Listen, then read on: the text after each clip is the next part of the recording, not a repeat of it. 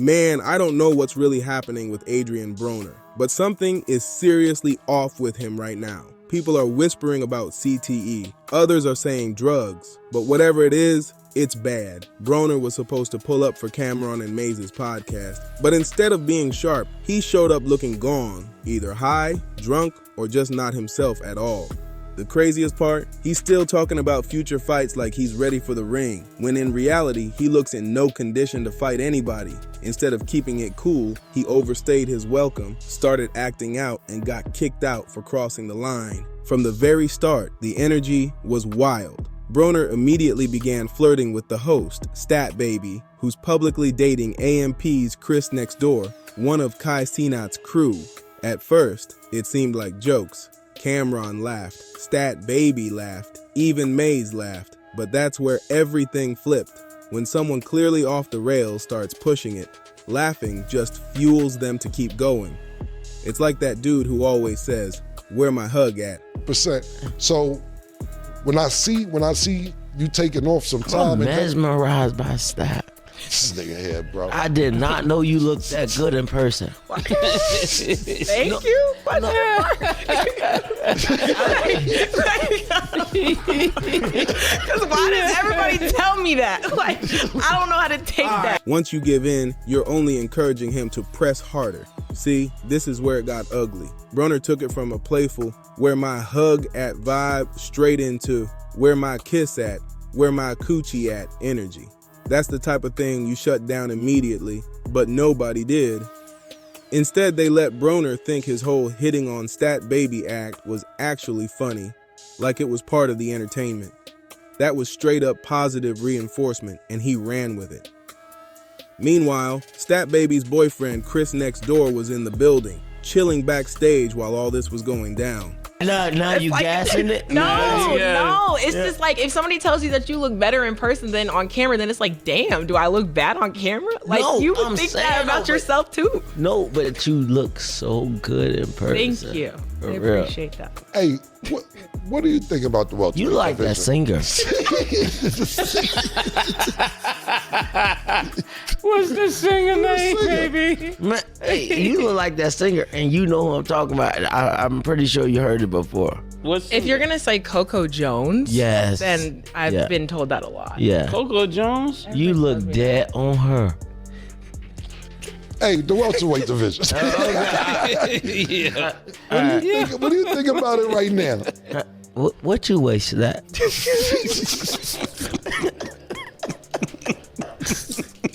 I'm not gonna say my weight on camera. Yeah. That's like crazy. I'm not gonna answer that. No, I'm the way I'm supposed to be. But the welterweight division. Right. Stat. I love you. What a guy. I'm sorry. My bad, y'all. My bad. The welterweight division though is everybody moving up. Do I think Chris felt Broner could really take his girl? Honestly, probably not. Let's keep it real. Broner's not balling like before. He's not that superstar millionaire anymore, and right now, he looks drugged out and lost. That's not the type of man Stat Baby would be lining up to date, so I doubt Chris felt threatened like that. But still, it's a respect thing. Any man expects his girl to shut it down quick, but since Stat Baby had a whole show to run, it really fell on Camron and Mace to step in and check Broner. Instead, they let it slide, and Broner just kept doubling down. Anytime he didn't want to answer a question, he went right back to flirting with Stat Baby. Camron asked about his ties with Tank and Floyd. He gave a straight answer on Tank, but the second Floyd's name came up, he switched gears and went right back to chasing Stat Baby on air. You could see Camron getting more and more irritated as the show went on. And it wasn't just one thing, it was everything stacking up. I get ready to get into some football. My last question is, where's your relationship at today with Tank and Floyd? Tank will always be my baby brother. That's my baby brother, man. Right. You know, last time I seen him though, that made me cry, man. Why is that? How? We was he didn't know I was there. He was at the casino in Miami, and He didn't know I was there.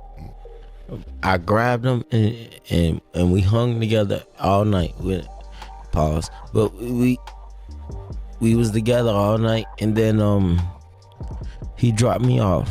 He dropped me off, and but before I got out the car, he said, "Here." He gave me every dime he had on him. That shit made me cry because I used to do the same shit for him. That's what's up. Yeah, y'all at the TV show 25-8, all that shit. I know that's your brother, absolutely. And what about with Floyd?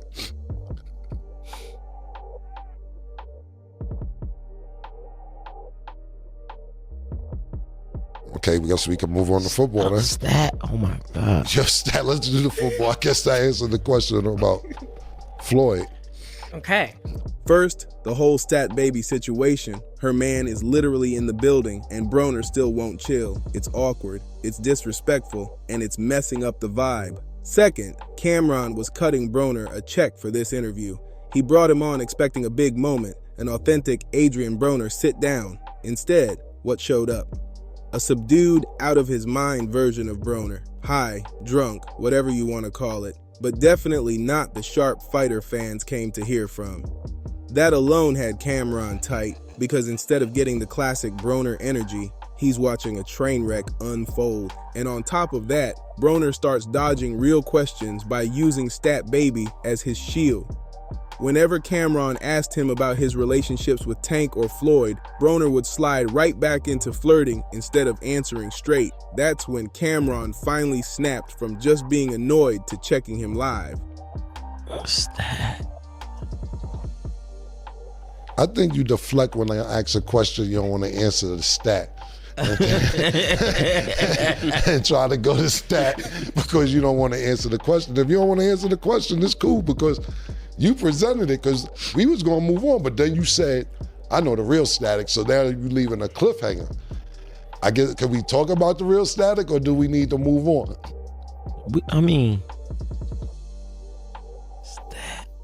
Guess that means move on. You don't want to talk about there ain't no commercial static. breaks, but Yeah, it's okay. It's all right. No, I would never, The breaking point came when they brought in another guest, a woman who's married to an NFL player and runs her own sports commentary. She came on to talk real NFL business, giving her analysis, doing her thing, but Broner couldn't even let that rock. Instead of engaging, he dragged the whole thing back to Stat Baby again, derailing the entire segment. By this point, it wasn't just Stat Baby looking uncomfortable. Even Camron was getting tense. Remember, Broner wasn't even a planned guest. Cam had pulled him in unexpectedly, so now Cam felt like the whole mess was on him. It was up to him to calm Broner down, to check him, and to stop him from dragging Stat Baby into every other sentence. But really good football chats. I feel energized and ready to talk about week 2. That's what's up. Arabia, is that a real background? Hey, Stat, could you stop Yes. Can you stop smiling? You, Arabia is Nah, yo, bro, some G, yo, bro, some G shit. We got a my boyfriend here, yo. Alright. Oh shit. I told you that. My bad. Nah, like it's all like. Pause the show for a minute. Like I love your energy and the shit. My bad, Nah, my your bad, my energy bad. good, My but it gotta be a limit with it. You know what I'm saying? Right. You know what I mean? All right. Yeah. And trust me, I love you. You know you my brother. I'm just saying, it was cool, but her boyfriend Nigga here. Cam just checked me. Nah, you my brother. I'm just saying, like, yo, what type of brother? put What that type on- of brother nah, I'm gonna nah, be put if that- her boyfriend here and you, like it's of course you know Stat look good, but it gotta be a limit, bro. Okay. You know what I'm saying? I gotta stop that shit. Yeah, it's all good. All right. Sorry about that, Nick. I'm all right. Then- All right.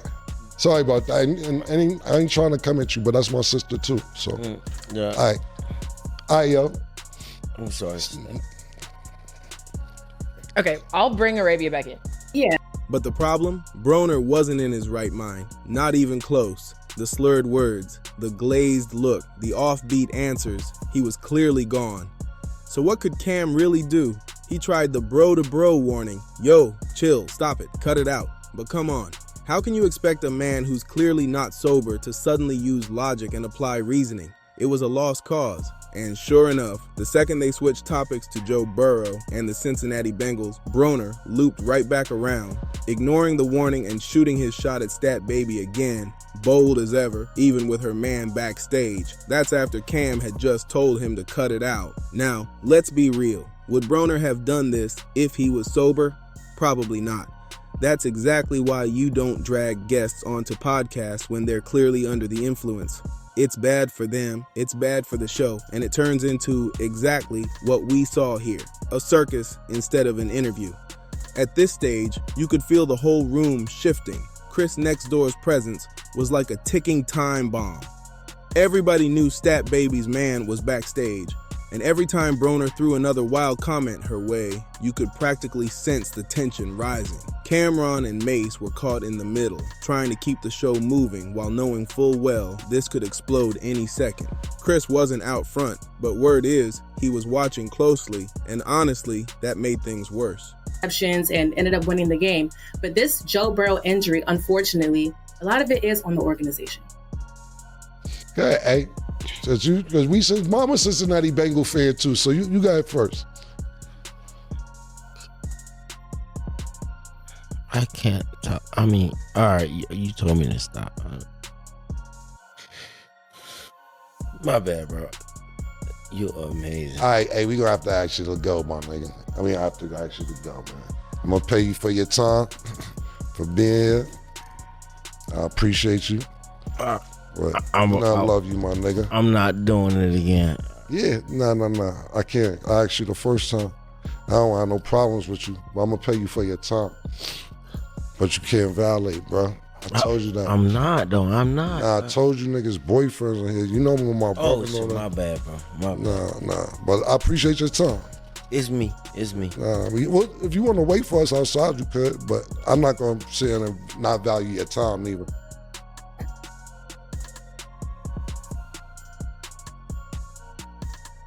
That's why I love you, Cam. You a good nigga, man. Appreciate you, bro. Thank you. You want to wait for me? You could, but I appreciate it, bro. You gotta jump out. Thank you, man. Gotta win. Yeah, no problem.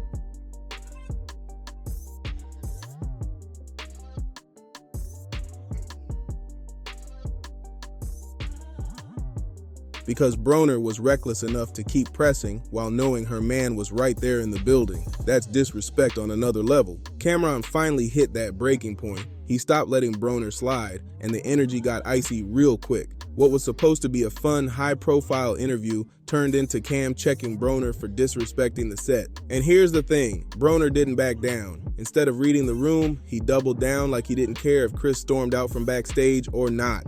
At that moment, it stopped being about podcast jokes. It was about respect, pride, and a guest completely losing control live on air. Everyone in that studio could feel that Broner wasn't just embarrassing himself. He was playing with fire that could have gone left at any second. From there, it felt like things were inches away from turning into a straight-up blowout.